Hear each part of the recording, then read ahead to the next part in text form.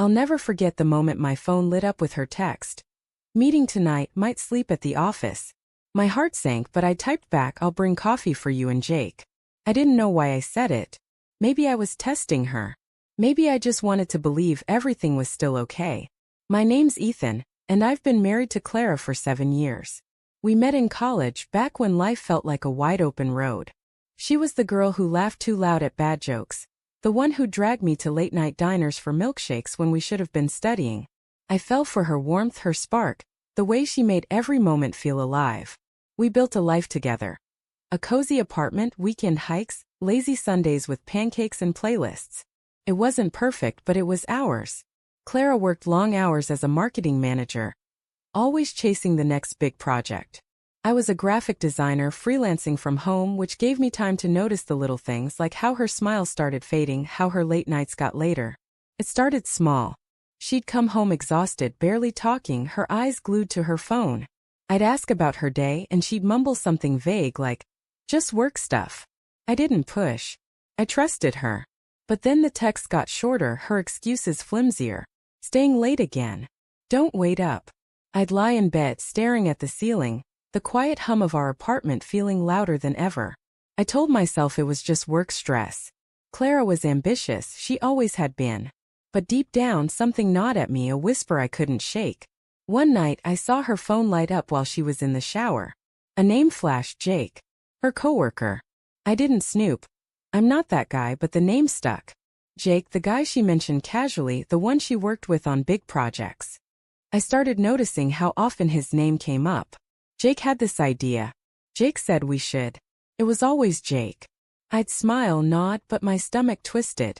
Was I paranoid? Or was I seeing what I didn't want to see? Then came that text. Meeting tonight, might sleep at the office. It hit like a punch. Clara never slept at the office.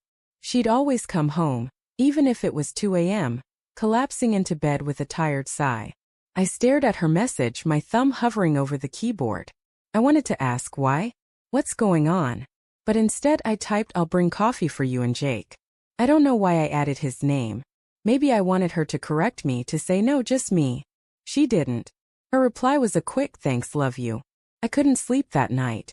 I kept picturing her at the office laughing with Jake, their heads bent over laptops too close. By 6 a.m., I was out the door, 2 coffees in hand, driving to her building.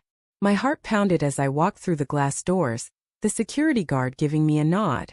The office was quiet, fluorescent lights buzzing softly. I found her desk, expecting to see her curled up in a chair, maybe asleep. But her desk was empty. No laptop, no coat, no sign of her. My eyes darted to Jake's desk across the room. Empty too. I set the coffees down, my hands shaking. Clara. I called softly, my voice echoing in the empty office. Nothing. I checked the break room, the conference room, nothing. My phone buzzed. A text from Clara. Sorry, meeting ran late. Crashed at Jake's place. Be home soon. The world tilted. Crashed at Jake's place? My wife at another man's house? I stood there, frozen, the coffee growing cold on her desk. My mind raced, excuses, explanations, anything to make this okay. Maybe it was innocent. Maybe they just worked late and she needed a couch to crash on. But the ache in my chest told me otherwise. I drove home, the city a blur. When Clara walked in an hour later, her hair messy, her eyes avoiding mine, I knew. Hey, she said, her voice too bright. Sorry about last night. It was crazy. I didn't move from the couch. You were at Jake's, I said, not a question. Her face froze just for a second before she laughed it off. Yeah, his place was closer. We were exhausted. Nothing weird, Ethan. But her eyes wouldn't meet mine. I wanted to scream, to demand answers, but my voice came out quiet. Clara, what's going on? She sighed, sitting across from me, her hands twisting in her lap. Nothing's going on. You're overthinking this.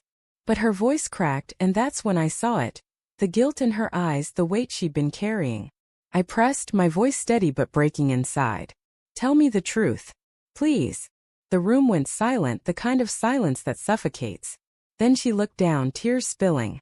I didn't mean for it to happen, she whispered. It just did. It felt like the floor dropped out.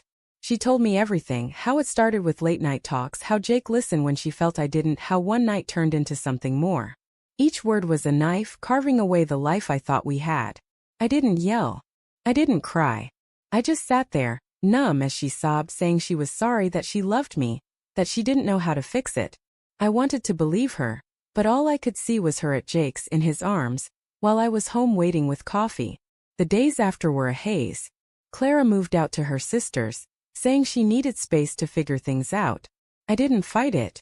I couldn't look at her without seeing betrayal. I spent nights replaying our life, wondering where I went wrong. Was I too distant? Too trusting? I boxed up her things, each item a memory, her favorite mug, the scarf she wore on our first date. I didn't want revenge. I just wanted to feel whole again. Months passed. I started therapy, learned to sit with the pain instead of running from it. Clara and I talk sometimes, stilted conversations about logistics, never about us. I heard she and Jake didn't last. Turns out, secrets don't make for strong foundations. I didn't gloat. I just kept moving forward, one small step at a time, rebuilding a life that was mine alone. Some days I'd pass our old diner and smile, remembering her laugh. Other days I'd feel the ache, but it was softer now, less sharp. I don't know if I'll ever fully trust again, but I'm learning to live for me. I keep her scarf in a drawer, not out of longing but as a reminder. Love can break you, but it doesn't have to define you. Sometimes I think about that coffee sitting cold on her desk and I realize, I'm worth more than being someone's afterthought. If you've listened all the way till now, thank you. Sharing this feels like letting go just a little. Your support means more than you know. And I'm grateful you're here with me through these stories.